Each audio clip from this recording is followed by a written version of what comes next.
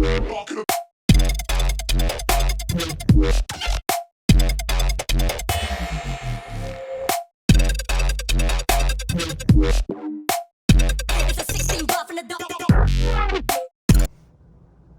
morning, everybody. It's Sunday, September 18th, I think it is.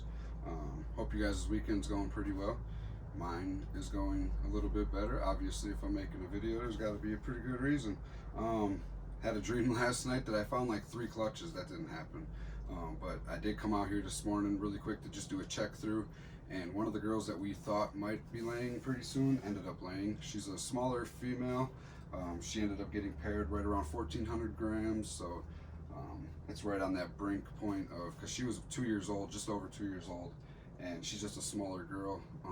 Isn't going to be like one of them 2,500 to 3,000 gram females for sure. She'll probably stay around the 1,600 gram mark her whole life, I think. I don't know, maybe I'm wrong. But she had a clutch of eggs. They all look pretty healthy. It looks like 3 to 4 really nice ones in there. Hopefully no slugs. I'm going to take you guys through what I do start to finish really quick. Hopefully this video isn't too long. We can get this done in about a half hour or so. But let's get going. I got water bottles in my incubator. So these water bottles are like right around probably like 80 degrees now because they've been out of the incubator for a little bit. But inside of our room here, it's like an ambient temperature of like 82 degrees. So I think they didn't drop down too much. They still feel pretty warm. These are the bins that we use. On the top right away, I like to mark which one it is. So this one will be 004 because it's our 4th clutch this year. I'm gonna put today's date, April 18th, and that's pretty much all we put on the top. We do have our clutch cards right here. I didn't fill it out yet. Wasn't necessarily prepared for her to lay today. She is a Super Pastel, and she was sold to me as 100% het pied, so we're gonna put possible het pied because I did not buy it from a reputable breeder. I just bought her off Craigslist when I first got back into collecting snakes. So yeah. 2021 is the year. This is clutch 004 at the Creature Breeder facility. If you guys want more in detail on how we do our clutch cards, I can send you guys over that. The fathers that could have been to this clutch are my Banana Leopard, 100% het clown, 66% het pied. Hopefully we'll prove them out this year just like the other clutches. So that way we can for sure put that they're 50% het clown, 50% het pied on the ones that he did get bred to that have no het clown, het pied. And then as for this girl, she's 100% het clown. The two of them should make on average about 25% clowns out of this clutch. Hopefully we hit something nice. And with her being a Super Pastel, everything should be pastel. So we'll see.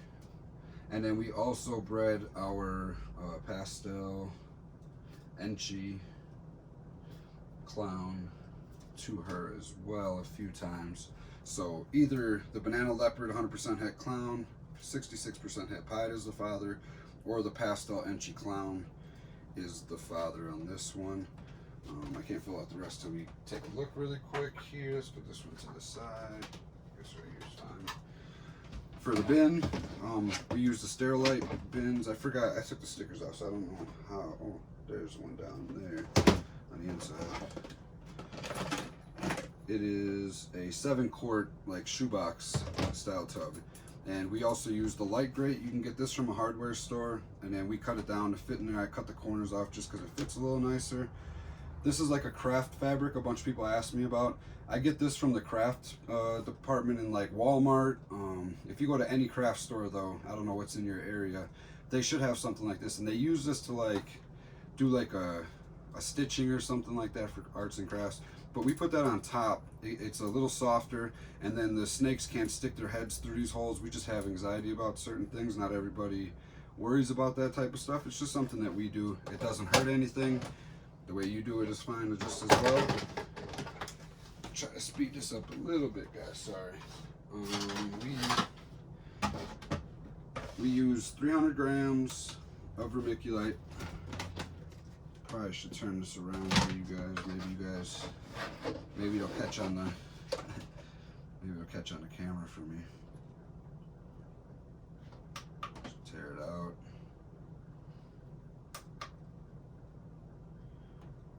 Maybe not. Just turn it back on. Okay, now we're at 0. So about 300 grams. You don't have to be perfect. You can use 200 grams and a little bit less water than what I use as well. But I like my 300 gram recipe.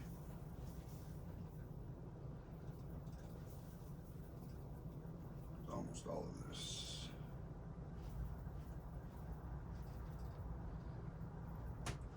Right around 300 grams.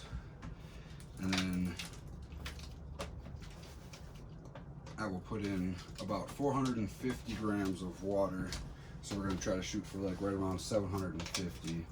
And I don't like to just pour it like a stream. I like to go back and forth just to kind of spread the water out, and then we'll also mix this up a little bit.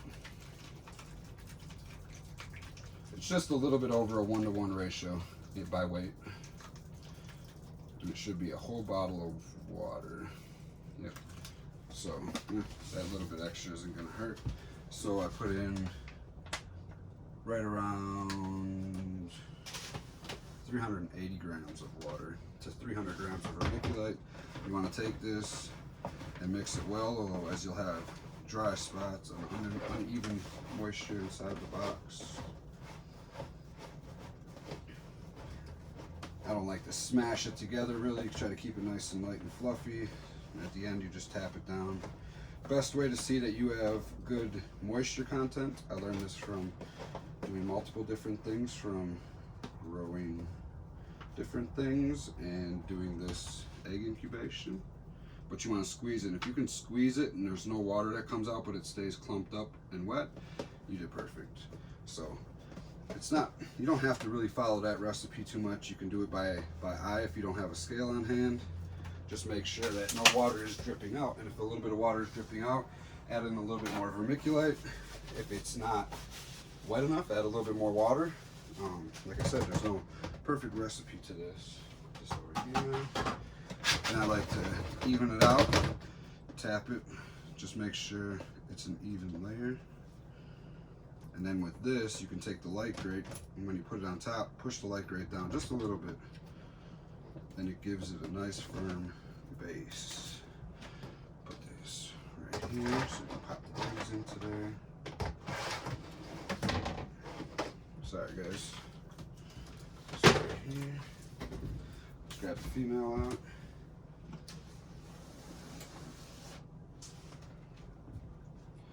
Here she is. She's not doing too bad. And like in the last video, I'm gonna uncoil her around. I got a tub down here already set for her that she can just chill in for a little bit. We'll wash her down and take the eggs out, empty the whole bin, wash the bin out, change the water, all that good stuff. She looks like she is not happy. So another thing I like to do is you can take a piece of paper towel, cover her head like that. You wanna grab her so she don't move. Grab the tail. Oop, we gotta roll her so, oh, it's stuck. Definitely not happy with this. So this is our Super Pastel, 100% het clown supposedly. She's definitely empty. She looks pretty good overall still. A little feisty. As soon as we wash her up and get her onto some new bedding and new water bowl and everything, within a day or two, she should take her first meal again. And the other two females, they went nuts and they're already looking pretty good. That's for another video though, possibly. So we got 4 really nice big eggs out of that little girl. That is so crazy. I hope you guys can see them really nicely. Don't really have to candle them because they are all glued with the everything facing up, so all the embryos should be at the top. I do like to take wherever my pen went to on this very top one, because we will dislodge that one and put it next to these ones. So I'm going to mark what the top was really lightly. Make sure you don't puncture through, you guys. I don't know how long these eggs have been sitting, so let's see if they come apart fairly easy. That one did. Oh, and that one's loose too, so we'll mark that one as well. I don't know if she laid last night or this morning. Looks like this morning because they're coming apart fairly easy. So put that one like that, and then we're gonna mark this one as well. We could probably just do them all in case these come detached for some reason. I have little clear plastic sticks that I put on the side of here. I didn't bring them out here, so I apologize. But that's something simple. So this is set now, ready to go downstairs to the incubator for the info on here. The laid date is 4/18. Quantity of eggs, we got 4 eggs. I won't put anything for the slugs yet.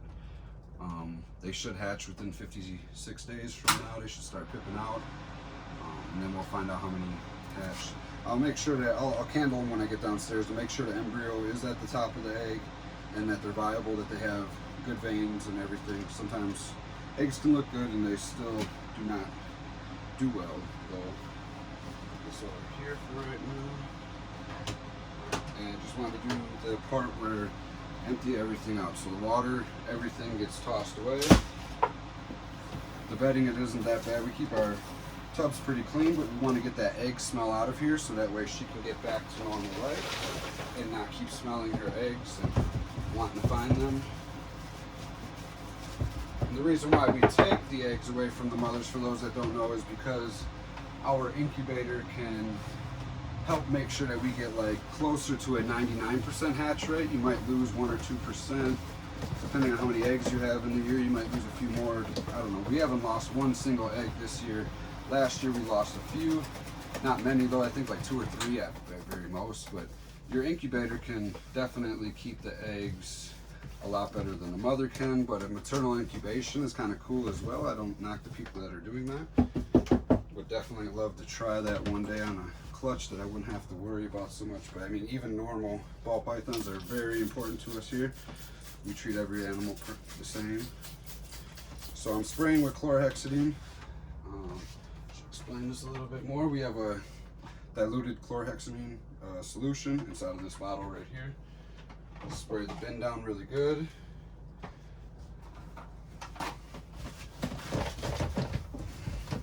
You got to scrub too, because that egg goo, when she's laying the eggs, it comes out and it dries, and that's what makes the eggs stick together as well. That can get on the bin, and the longer she can smell her eggs, the more of a chance she will not eat and she won't get back on track. It's not just about getting her ready to breed again for next year, it's about the health of the animal to make sure that she's doing really well. So I take my time and I scrub this really well.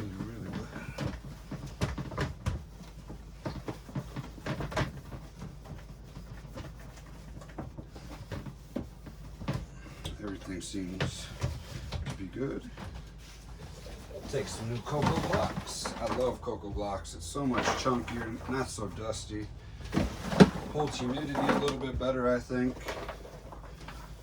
Doesn't look brown and moldy like Reptichip gets to looking after a couple weeks of keeping it moist. So we do that right there. Put her water dish in. Take her tag off just so that way we know that she laid. So we'll write it right on the front. And then now we know that we can start feeding her every 5 to 7 days or so. And then for her, I usually use Dawn dish soap, but I know chlorhexidine is also safe. So I'll take a little bit of that, spray it on a rag, and wipe her down. You don't want to wipe, I don't wipe her head. I don't know if you can. I guess you can use it to clean the mouth and stuff like that too, in certain instances, but we just want to clean her body up a little bit. Get that egg smell off of her.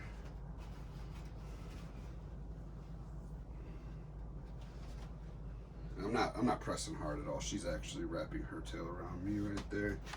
She's a really sweet girl. And she's already getting a little bit back to normal. I'm gonna spray her down with a little bit of fresh water. There as well. I got a fresh water pump right over there that we use to spray our bins down. Get some moisture in. So as you can see, she's doing pretty good. Get her back in her cage, and we will get the eggs into the incubator. And I'll do a video down there of us candling them as well. Just throw it right in here with this. So let's get on down there, guys. Okay. So we're down here in the incubator now. I'm gonna turn off the lights really quick. I use a little pen light like this. It's an LED pen light, and we can put it right onto the egg, as you guys will see, and we'll be able to see the veins. Hopefully they all have veins right now. Turn the lights off.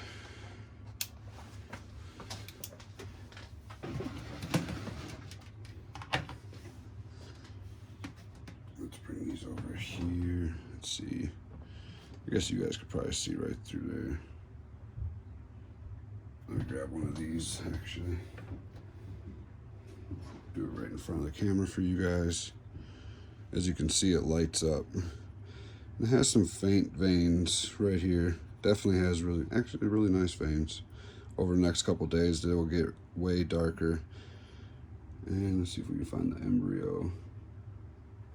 Yep, it's right. There's like a round bubble. It's hard to see inside of the video right now, but there's a round bubble right here, and that's the embryo. They all should be pretty good. For those that also don't know, snake eggs like these, the ball python eggs, they feel like little leather water pouches. Doesn't have like a hard, crispy egg.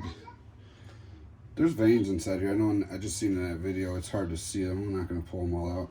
I'll show you guys these ones though over here. These ones were born on April 16th. So a few days ago. Which one is loose? This one's loose right here. This one you can probably see the veins a little bit better maybe. There you go. So after a couple days, they definitely get a lot stronger. We won't do a lot of candling. We just do it one time to make sure that they're all viable. And just because they have veins don't mean that they'll last either.